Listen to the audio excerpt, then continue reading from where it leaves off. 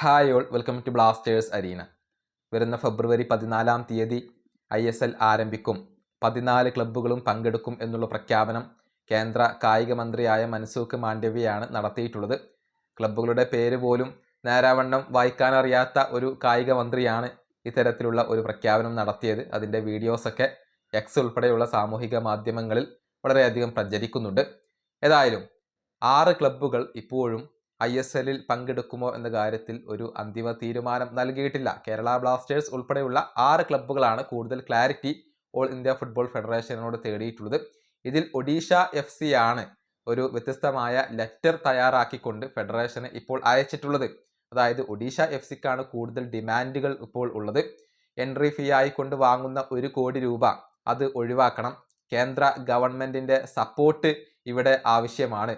അതുപോലെ തന്നെ റെലഗേഷൻ ഒഴിവാക്കണം എന്ന ആവശ്യങ്ങളൊക്കെ ഉന്നയിച്ചുകൊണ്ട് ഒഡീഷ FC ഫെഡറേഷന് ഒരു കത്ത് അയച്ചിരുന്നു. പക്ഷേ ഇതിനോട് ഓൾ ഇന്ത്യ ഫുട്ബോൾ ഫെഡറേഷൻ തന്നെ പ്രതികരിച്ചിട്ടുണ്ട്. അതായത് ISLൽ എല്ലാവർക്കും ഒരേ നിയമമാണ്, ഒരേ നീതിയാണ്. അതിൽ മറ്റൊരു ക്ലബിന് ഇളവ് വരുത്താനാകില്ല.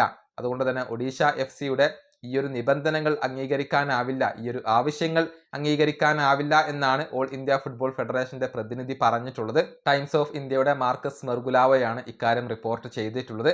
കൂടാതെ ഫെഡറേഷൻ ഒഡീഷ FCക്ക് ഒരു അന്തിമ വാണിംഗ് നൽകുകയും ചെയ്തിട്ടുണ്ട്, അന്ത്യശാസനം നൽകിയിട്ടുണ്ട്. അതായത് ഇന്ന് വൈകിട്ട് 5 മണിക്ക് മുന്നേ ISLൽ പങ്കെടുക്കുന്നുണ്ടോ ഇല്ലയോ എന്ന കാര്യത്തിൽ ഒരു കൺഫർമേഷൻ നൽകണം എന്നാണ് ഇപ്പോൾ all India football federation Odisha FCയോട് പറഞ്ഞിട്ടുള്ളത്. പങ്കെടുക്കുന്നുണ്ടെങ്കിൽ ഇന്ന് വൈകിട്ട് 5 മണിക്ക് മുന്നേ അറിയിക്കണം.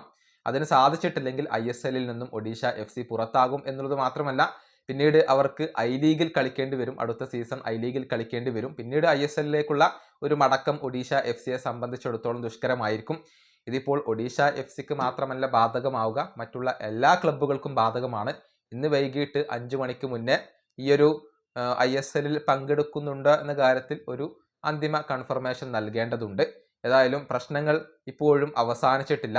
എല്ലാ ക്ലബ്ബുകളും പങ്കെടുക്കുമോ എന്ന കാര്യത്തിൽ നമുക്ക് ഇപ്പോഴും ഉറപ്പുകൾ പറയാൻ കഴിഞ്ഞിട്ടില്ല. ക്ലബ്ബുകളെ ഭീഷണിപ്പെടുത്തിക്കൊണ്ടാണ് കേന്ദ്ര കായിക മന്ത്രിയും അതുപോലെ തന്നെ ഓൾ ഇന്ത്യ ഫുട്ബോൾ ഫെഡറേഷനും ഇതിൽ പങ്കെടുപ്പിച്ചത് എന്ന ആരോപണം നേരത്തെ തന്നെ ആശിഷ് നേഗി ഉൾപ്പെടെയുള്ള മാധ്യമങ്ങൾ ഉയർത്തിയതാണ്. അതിൻ്റെ ഒരു തെളിവാണ് ഈ 6 ക്ലബ്ബുകൾ ഇപ്പോഴും കൺഫർമേഷൻ നൽകാത്തത്. പക്ഷേ ഇന്നത്തോടു കൂടി അതിനൊരു തീരുമാനമാകും.